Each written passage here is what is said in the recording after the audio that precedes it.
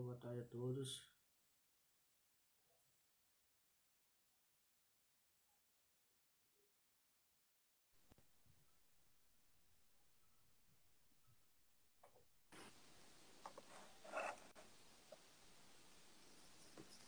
Opa, boa tarde. Oi, boa tarde. Tá conseguindo me ouvir, me ver, ouvir? Tô. Aham. Você também? Tudo certo? Sim, sim. Acho que nem precisa ficar segurando o negócio, hein? Do microfone, do fone. Acho que dá pra você falar sem tá Tá. mexendo. Uhum. Tá bom. Galera, boa tarde a todos. Galera que segue o nosso canal da PPC, Personal Psicocare. A gente tá falando aqui pelo canal do YouTube, PPC. Os principais canais já foram usados essa semana, então, devido a esse uso, a gente não pode usar esses principais, mas esses aqui também servem para a edição e as entrevistas. Galera que segue a gente aí, aproveite que vai ter uma boa conversa. A professora está meio tensa, mas acredito que decorrer da entrevista ela vai se soltando, Vai como todo mundo passando. fala que fica tenso. Primeiro dia sempre acima, depois a galera pede bis. Então, vamos de boa, vamos com um papo descontraído. A nossa entrevista hoje é com a professora Mariana, Mariana Moya. Ela vai falar, o tema fixo dela é educação inclusiva. Tivemos algumas perguntinhas, essa entrevista já foi adiada, era para ser no começo do mês, mas devido a uns probleminhas não conseguimos fazer, foi remarcada. Então, as perguntas eram da semana passada, mas decorrer da nossa entrevista aqui, vocês podem fazer perguntas também. Aí eu não sei se a professora está preparada, mas acredito que ela vai conseguir responder se for do tema, né? Sim, isso. Então, já para a gente começar, queria que você se apresentasse, falando quem é você pessoalmente, tirando o título de professora, ver onde você se formou, o que que você faz hoje, o que você fez antes. Tá bom. Pode falar. Bom, meu nome é Mariana, né? Como ele já me apresentou. Eu fiz pedagogia, sou formada em pedagogia pela Unisanta. Eu sempre quis, sempre escolhi essa profissão desde pequena. E no decorrer da minha graduação, eu tive contato com a educação inclusiva e acabei fazendo, depois que eu me formei, né, a pós em educação inclusiva também pela Unisanta. E agora atuando na minha profissão, na área da educação, eu senti a necessidade de estar fazendo a psicologia. Então, hoje eu sou estudante de psicologia pela Unisantos. E devido aos desafios que eu encontrei no meio do caminho, então é uma área que vai complementar também o meu trabalho. E a parte da minha graduação, né, profissional é essa. E eu sou, acho que uma pessoa que gosto bastante de ajudar os outros, que eu busco sempre melhorar, estudar, evoluir. Eu acho isso bastante importante. E é isso, eu acho que basicamente. Ok. Quando você escolheu a pedagogia para fazer, a sua família teve algum tipo de preconceito ou todo mundo te apoiou? Não, todo mundo me apoiou. Já tenho professores na minha família, inclusive a minha madrinha. E sempre foi uma área bem vista assim na minha família. Sempre foi. Minha mãe sempre aceitou, sempre concordou comigo, nunca teve nenhuma oposição. E é uma coisa que eu falo desde sempre, então acho que não foi surpresa pra ninguém quando eu resolvi realmente fazer, que eu tinha decidido. Ah, legal. E você, decorrer, antes de pensar em fazer pedagogia, chegou a pensar em fazer outra área ou não? Não, desde sempre eu já falava que ia ser professora. Nunca passou pela minha cabeça. Aí até novinha eu comecei a trabalhar com criança para ver se era isso mesmo, se eu tinha paciência, se eu gostava. E eu sempre me identifiquei, sempre gostei bastante. Então eu sempre falei, e o que foi uma surpresa para mim foi a psicologia, porque eu não esperava, a psicologia e a inclusão, né?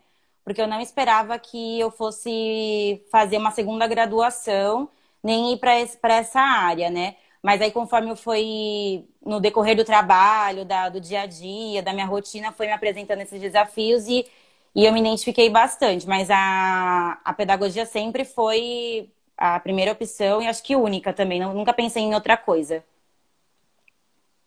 Legal. Deixa eu subir aqui. Se tem alguma coisa.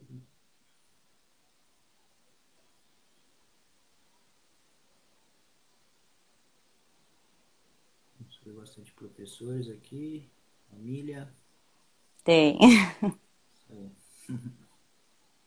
Bom, galera, a gente teve algumas perguntinhas, a gente já vai entrar no tema, né? Essas primeiras perguntas é só para quebrar o gelo, para ela se sentir à Vai me vontade, soltando. né?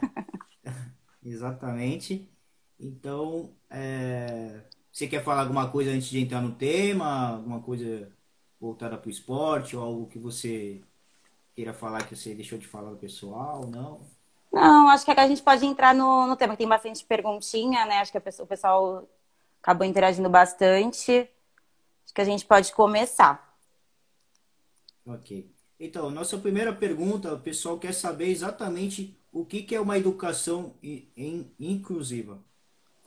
Bom, a educação inclusiva ela é uma educação que ela acolhe a todos, né? Então, pessoas com deficiência visual, deficiência auditiva, intelectual, física, transtorno do espectro autista, com altas habilidades, superdotação e também os outros estudantes, né? Então, é uma educação que todos fazem parte, onde ninguém é deixado de lado, né?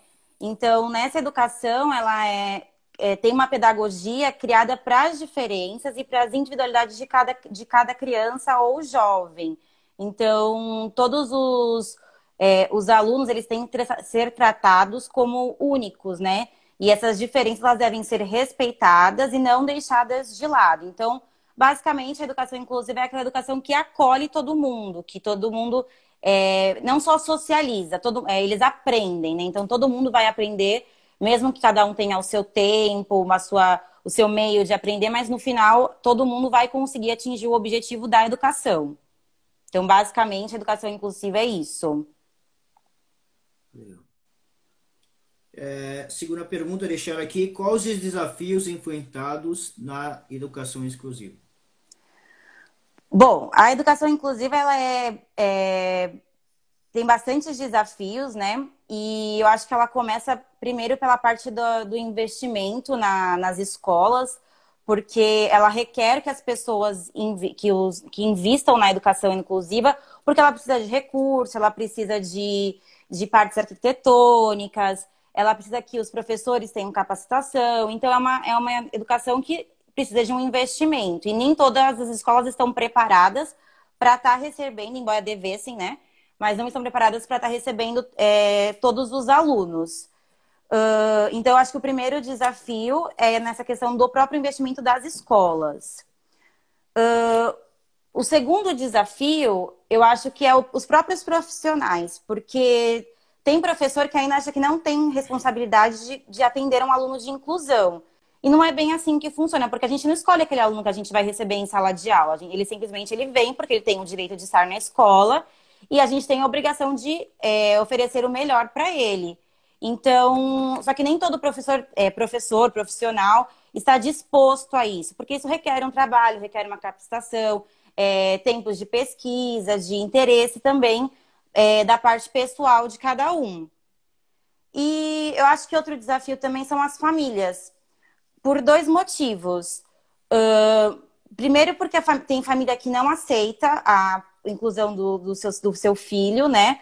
Ou então, quando descobre, é na escola, então a criança vai para a escola sem nenhum tipo de suspeita, e na hora que começa a se desenvolver, que começa a apresentar algumas coisas, e aí vem a suspeita, e aí a família diz que a escola não tá errada, que não tem nada a ver, e acaba até mudando de escola às vezes.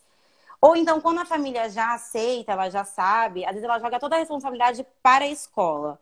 E, na verdade, a educação não só inclusiva, ela é é uma via de mão dupla, né? Tanto os, os professores, a instituição, quanto a família precisam caminhar juntos, né? Então, não é uma responsabilidade só da escola, é da família também em ajudar a desenvolver aquela criança, aquele jovem, adolescente. Então, eu acho que esses são os três principais desafios que a gente tem na educação inclusiva: o investimento, os profissionais e as famílias. Aqui para a terceira.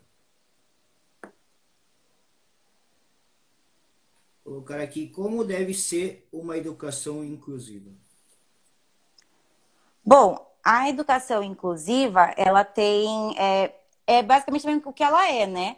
Então, para ela ser inclusiva, ela tem que acolher todos os alunos, ela não foge da definição dela, né?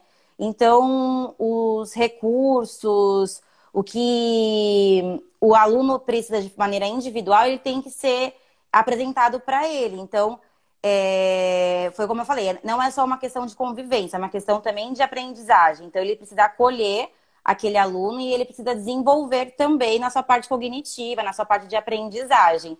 Então, a educação inclusiva, ela oferece isso para cada aluno, né? Então, se o aluno só está na escola e não é feito nenhum trabalho individual com ele, de acordo com o que ele está apresentando, de acordo com o que ele está pedindo, né, que os profissionais façam, ele fica ali só para estar socializando, né? A ideia não é essa. Então, para poder ser uma escola de educação inclusiva, ele tem que ser pensado como individual, né? O que a gente tem que fazer por esse aluno? Qual conteúdo que eu vou adaptar? Qual material que eu vou utilizar? Como que o aluno se sente melhor? Então, tudo isso ele precisa estar junto do processo de educação dele.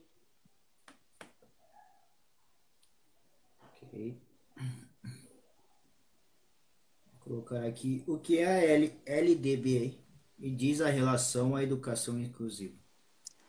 Bom, a LDB é a Lei de Diretrizes e Bases da Educação Nacional, né? A que está em vigor é a de 94, 93, 94/96, e ela defende que é dever do Estado, né, garantir o atendimento educacional especializado para todos os educandos com necessidades especiais. Então, todo aluno tem direito a uma vaga numa escola de ensino regular. Então, toda criança tem que ter uma vaga para ela, independente do que ela apresente, né? E numa escola de ensino regular, não numa escola especializada. Além disso, a LDB defende também, né, diz que se o aluno precisar de algum tipo de apoio, a escola também tem que oferecer. Então, por exemplo, um aluno que precise um aluno surdo que precisa de um intérprete de Libras, né? Então, aquela escola tem que fornecer para o aluno algum profissional que fique com ele no decorrer das aulas, para que ele tenha um atendimento especializado e eficiente para ele. Então, tem que ter alguém, um apoio especializado. Então, é isso que ela defende em relação à educação inclusiva. Então, todo aluno tem direito a uma vaga e a um apoio especializado. Ok. Qual é o papel do professor na educação inclusiva? Eu acho que todo professor, tanto de educação inclusiva quanto professor de qualquer outro tipo de aluno, né? Ele tem que tratar o seu aluno de maneira individual, porque toda classe ela é única, todo aluno ele é único e ele apresenta necessidades. Então, o papel do professor é conhecer o aluno que ele trabalha, a classe que ele trabalha e buscar o melhor para ele. Porque nem tudo que a gente faz com um aluno, a gente vai fazer igual com o outro e vai dar certo com o outro. Então, às vezes, a gente trabalha de um jeito com uma classe, aí chega no ano seguinte tem uma classe totalmente diferente, aí você vai aplicar o mesmo trabalho e acaba que não funciona. Então, é importante você conhecer e você adaptar de acordo de acordo com as necessidades da criança, porque o objetivo é fazer com que ele desenvolva a autoconfiança, a autonomia, né? Que ele consiga se desenvolver e vencer esses desafios que ele encontra no caminho. Então, o professor ele deve estar sempre trabalhando de maneira individual, de acordo com a necessidade de cada aluno.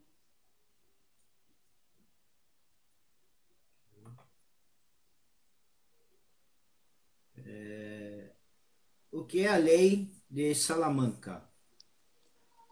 Bom, a Declaração de Salamanca, ela é um documento de 1994 que foi elaborado na Espanha, em Salamanca, por isso o nome, que foi durante a Conferência sobre Educação Especial, Conferência Mundial de Educação Especial. E esse documento, ele tem o objetivo de fornecer a formulação e a reforma das políticas públicas para os sistemas educacionais. Então, ele foi um documento que revolucionou, que mudou consolidou a educação inclusiva, né? Então, ele ampliou esse conceito. E ele defende que, junto com que a escola deve fazer com que ele deve desenvolver meios para que todos aprendam juntos, independente das diferenças ou dos motivos. Todos devem aprender junto e superar qualquer diferença. E eles devem oferecer reformas no currículo, né? Para poder estar atendendo essas crianças, esses jovens e esses adolescentes. Então, foi um documento assim que começou a dar uma revolucionada nessa parte da educação inclusiva. É isso que a Vera colocou aí, é verdade. E até as próprias escolas especiais também, né? Elas separavam os alunos, né? Então, além, quando não tinha discriminação e elas serem rejeitadas, elas também só tinham uma escola específica onde elas podiam ir, né? Então, elas não poderiam estar no meio de todo mundo, no meio social. Isso era bem triste mesmo. Ainda bem que as coisas vêm mudando e evoluindo à medida do tempo, para estar atingindo essa integração de todo mundo.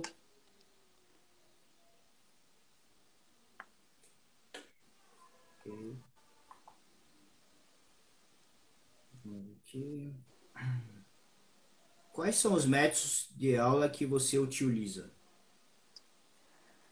Hoje eu trabalho numa escola, né, onde tem uma metodologia tradicional, né, mas eu acho que deve ser em relação às estratégias, né? Como eu falei da educação inclusiva, do papel do professor, eu sigo a mesma linha de conhecimento dos meus alunos, né? Então, eu procuro sempre conhecer aquela turma que eu estou pegando, buscar informações, ter contato com as famílias. É, As crianças hoje em dia, elas têm muita tecnologia, elas gostam dessa parte né, dessa parte eletrônica. Então, é importante a gente estar sempre se mantendo atualizado e usando objetos e coisas que chamem a atenção para trazer eles para a educação, né? Porque eles têm muita informação e com muita rapidez. Então, a escola acaba se tornando meio fica para trás. Então é importante a gente buscar fazer coisas diferentes que chamem a atenção das crianças, que deixe a aula mais interessante. Então, experiências, vídeos, assuntos que eles tenham interesse, para estar sempre trazendo eles mais para perto de você e tornar aquela aula, aquele momento na escola bastante interessante. Então, eu procuro estar fazendo sempre esse trabalho mesclado, né, com pela escola ser tradicional, mas também com essa parte que as crianças gostam e se interessam também. Posso subir uma pergunta aí, se quiser responder. Nesses 4 meses, o que estamos vivendo nesse momento? Como você acha que as crianças estão na parte psicológica? Olha, eu acho que tanto as crianças quanto as famílias, né, mexeu bastante com a parte psicológica de todo mundo, porque ninguém está acostumado a ficar tanto tempo dentro de casa, né, sem poder estar em convívio com as pessoas. E querendo ou não, esse convívio, esse estar com o outro, ele faz parte também do crescimento de todo mundo. Então, acaba que as crianças ficam... no começo, eles achavam que era férias, né? Então, vou ficar em casa, super legal, nossa, não vou para a escola. Mas chega uma hora que até o que eles gostavam de fazer, que é ficar no computador, no celular, vira um tédio, eles não querem mais, já não chama mais a atenção, né?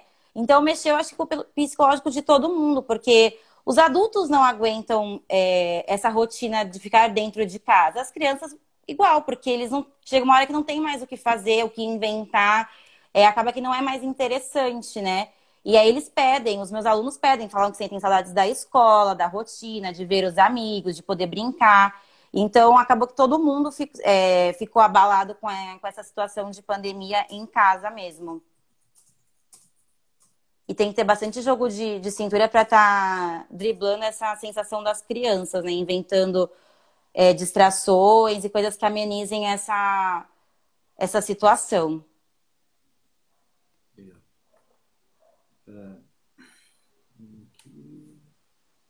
Como você lida com uma criança que ninguém consegue educar, porque ela é muito difícil de lidar?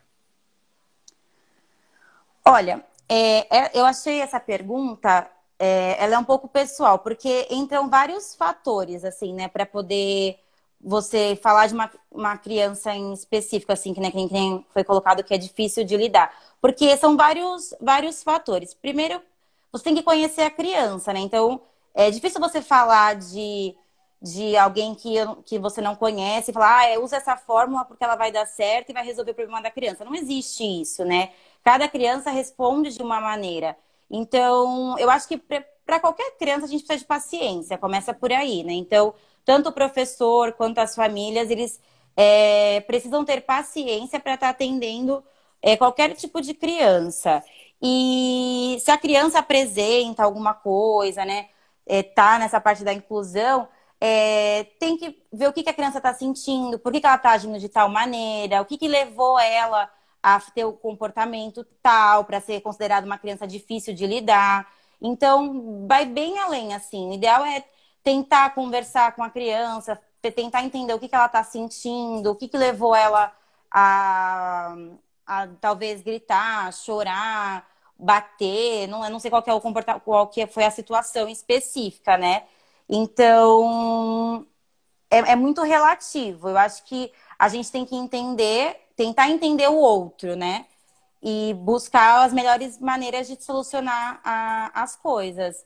Então, ir tentando meios combinados e ver se dá certo, ou se não der, trocar, para tentar achar o melhor caminho para resolver essa situação dessa criança.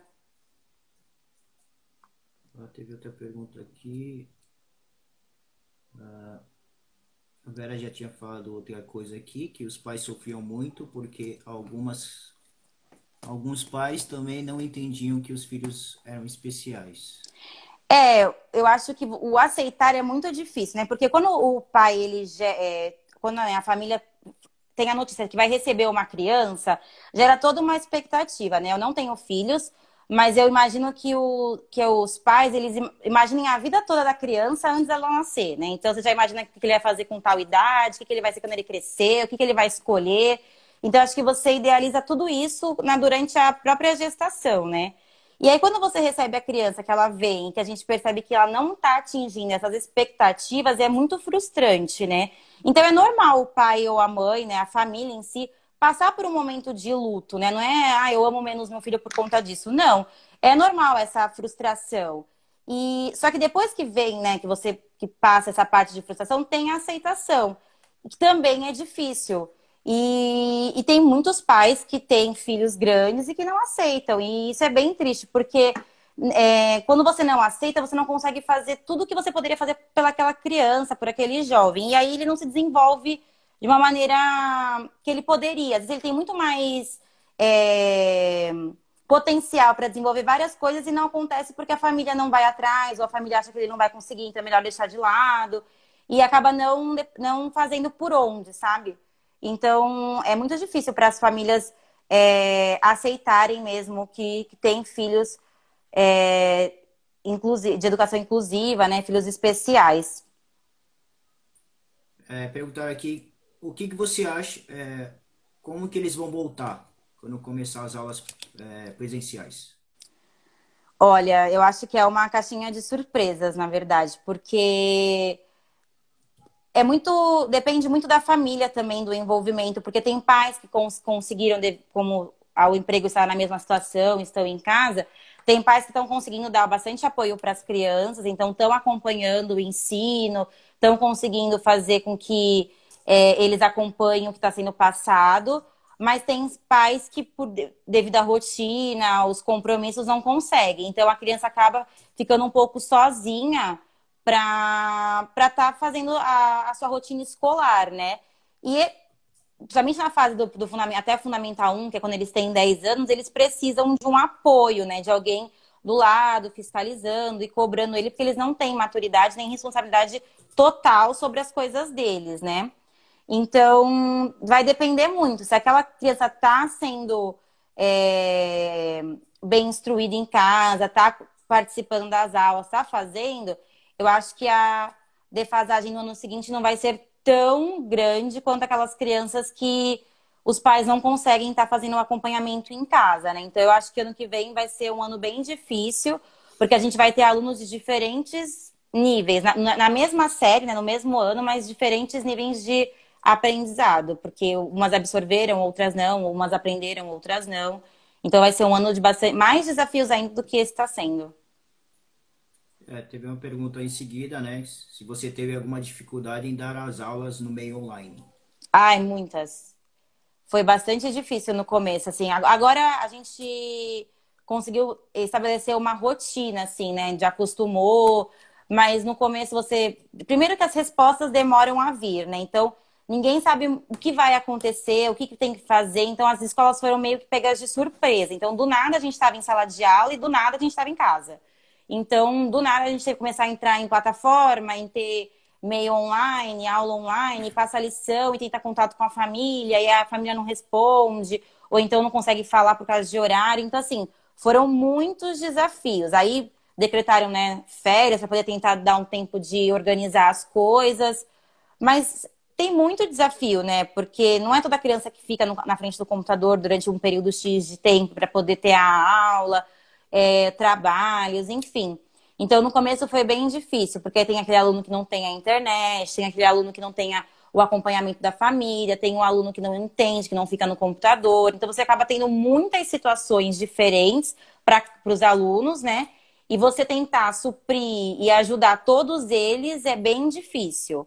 Hoje tá melhor, eu acho que todo mundo acostumou, né? Então, a gente consegue, eles já estão adaptados a essa nova rotina, ao horário de aula, ao tempo que fica online, o que tem que fazer. Então está um pouco mais fácil, mas continua sendo difícil, né? Nada comparado ao presencial, né? Legal. A Vera falou, as crianças especiais sofrem muito, pois muitas não conseguem se expressar. Eu não escutei a pergunta. As crianças o quê? Não é uma Ah, pergunta, ela só elas falou que sofrem as muito. crianças Achei. especiais, Porque elas não entendeu? conseguem se expressar. Dependendo, né, de qual que é a síndrome, né, a deficiência, elas realmente têm dificuldade em estar passando o que elas estão sentindo. Isso dificulta a comunicação, né? Porque se a gente consegue, se eles se comunicam com a gente e conseguem dizer, a gente consegue ajudar. Tentar, pelo menos, ajudar essas crianças. Mas quando elas não conseguem passar, fica realmente bastante difícil, porque você vai fazendo as tentativas e muitas vezes são sem sucesso. E, e aí tem esses momentos, né, que nem eu falei, de frustração, ou então, que nem como citaram da criança difícil, realmente uma criança que não é compreendida, ela se torna uma criança difícil, né? Então tem esses desafios na comunicação, sim. Legal. Tivemos outro aqui. Você meio que já respondeu, né? O que você acha que as crianças aprenderam, melhor ou não, ou se tiveram muitas dificuldades. Você chegou a responder antes. É muito relativo, depende, né, da família, como a gente acabou conversando. Eu acho que vai ser uma questão individual mesmo de cada um, né? O que cada um vai. Como cada um vai virando que vem para a escola. Ó, perguntaram aqui, quando uma criança não tem o laudo, você consegue perceber que a criança é diferente das outras? A gente tem um padrão, né? Toda criança, de uma criança de tal idade a tal idade, ela começa a ler e escrever. Num período de 5 anos, então ela começa a ler. Se a criança não está dentro desse padrão, né? Você gera uma dúvida, né? Então, assim, por que ela não está aprendendo como as outras? Porque a criança, por mais que umas sejam mais ligeiras do que as outras, umas aprendam primeiro do que as outras, elas têm uma linha, né, um padrão para que seguem mais ou menos de desenvolvimento. Então, quando a criança ela foge desse padrão, foge dessa curva, a gente cria aquela desconfiança, né? Alguma coisa está errado. Pode ser alguma coisa de aprendizagem, pode ser uma questão emocional, você está passando por alguma coisa na família, porque muitos fatores ela podem influenciar na aprendizagem das crianças, né? Mas normalmente as crianças entram na escola se não é algo visível, né? Como uma deficiência física, por exemplo, que você logo identifica, ou uma síndrome de Down, que você também logo identifica, as crianças entram na escola sem o laudo. E aí, no decorrer dos anos na escola, que eles começam a escola levanta suspeitas e aí vão encaminham para profissionais, vão fazer todas as investigações necessárias para sair e formar um laudo da criança, né? Então, a maioria das crianças não tem laudo logo de cara na educação. É depois de um tempo que começa a não responder de acordo com como deveria. E aí surge essa necessidade. Legal. Como você lida com os alunos que fazem bullying? Olha, o bullying, ele precisa ser conversado, né? Assim, é uma questão de informação, as pessoas precisam conversar, trabalhar sobre o próximo. Então, a escola, quando a gente se depara com situações de bullying, a gente tenta conversar com os alunos envolvidos, colocar como que ele se sentiria se fosse com ele, né? Pensar no outro. Então, primeiro na base da conversa, das informações. Se não está resolvendo, se só essa conversa na escola não está adiantando, acaba envolvendo os pais também, né? Então, chama os pais para conversar, apresenta a situação que foi feito o bullying, fala que já teve uma conversa e tudo mais, e pede também o apoio da família, porque foi como eu falei, né? Os dois caminham juntos, então a escola sozinha não vai conseguir fazer o trabalho todo. Então, a gente tem que fazer essa parceria sempre com a família. Legal. Você pode falar um pouquinho do seu projeto, que é o logo profissional aí, né? TP Ah, profissional. então, como eu comecei a cursar psicologia, né? Eu tenho a vontade de estar tendo futuramente o consultório e tudo mais. E aí, quando a gente parou, né, na pandemia, que todo mundo foi para casa e tal, eu comecei a pensar de como que, né, eu chegaria nas pessoas apresentando o meu trabalho, como elas poderiam conhecer o meu trabalho, né? E aí veio a ideia do Instagram, do Instagram profissional, que é onde eu estaria postando conteúdos sobre o que eu falo, as coisas que eu aprendo, as coisas que acontecem no meu dia a dia, coisas de educação. E aí as pessoas poderiam estar conhecendo. Então eu resolvi inaugurar, né, esse Instagram profissional, onde as pessoas estariam conhecendo o meu trabalho melhor. E aí foi por isso que surgiu, e aí eu fui atrás dessa parte de identidade visual, que eu acho que é importante ter uma marca, algo, né, feito direitinho para apresentar para as pessoas. E aí surgiu o meu Instagram, e aí eu tô caminhando com ele, né, com as informações e as postagens que eu faço. É um caminho, meio a Legal. longo prazo. Ah, sim. Bom, as perguntas acabaram. Tivemos uma pequena bronca aqui da Valéria Nogueira, falando que não sabia que era ao vivo. Ah, minha mãe, oi mãe. Bom, galera, vocês querem perguntar mais alguma coisa? Já adiantando que essa entrevista vai para o canal do YouTube, vocês podem digitar lá na lupinha do YouTube, Personal Psicocare, vai aparecer a entrevista da Mari, vai aparecer a entrevista de diversas outras pessoas, tem mais de 100 conteúdos lá diferentes, tanto na parte de educação física, da pedagogia e outros mais. E também, já adiantando, como você mora em Santos, né? Então, Uhum. podemos fazer outras lives com outros temas, outras entrevistas. Claro, Agora que uhum. você já não está mais tensa, já estou Ah, percebendo que já você está passou, né? Já sorrindo, melhorou. entendeu? E também a gente vai fazer, devido à pandemia, falaram que agora a gente pode ir para a zona verde, né? Então, acredito que a galera, não sei se o colégio volta, mas é, talvez vamos poder tirar uma máscara ou não. Mas quando der um negócio ficar um pouquinho mais sussa, né? Devido ao corona, a gente quer ir, vou fazer uma filmagem ou uma gravação já ao vivo no canal do YouTube da sua rotina. Acredito que o colégio não vai voltar tão cedo, né? Então a É, gente tá vai bem filmar essa indeciso parte, ainda. A gente tem que a esperar gente vai mesmo o filmar. retorno para saber direitinho. Não tem muitas novidades ainda sobre a volta definitiva, se vai ser, se, como que vai ser também. Tá todo mundo aguardando, né? Tá todo mundo esperando mesmo. Verdade. Então a gente vai tentar fazer alguma coisa, se você permitir, os pais Claro. permitir, você fala com eles, lógico, das suas aulas particulares desse novo projeto, para filmar, fazer como fosse um blog, né? Falaram para mim ontem. Como fosse um blog, algo. A gente conheceu a teoria, né? Aham. Conhecemos você, o que seu trabalho, mas agora a gente filmar a prática. Como Ah, você legal. dá aula para as crianças, entendeu? E aí Ah, também é uma bacana. ajuda para você divulgar seu trabalho, né? A gente vai Aham. jogar lá no canal do YouTube, mas uma cópia fica com você. Sim, Então é claro, né? A isso. gente combina direitinho. Seria um segundo vídeo, Tá tá bom. bom? Uhum. Bem legal. Bom, galera, a gente está chegando no nosso final. Muito obrigado a todos que estiveram aí. Bastante gente, né? Tá marcando 14, mas como o Instagram é rotativo, deve ter tido muito mais gente aí. Esse vídeo vai lá pro canal do YouTube, fica pelo menos uns 10 minutinhos aí no Instagram, mas depois ele sobe, depois some daqui também. Então quem Aham. não viu, pode falar para a família, para os amigos aí, e acompanhar lá no nosso canal do YouTube. A Mari vai estar com o link lá, vai passar para vocês também.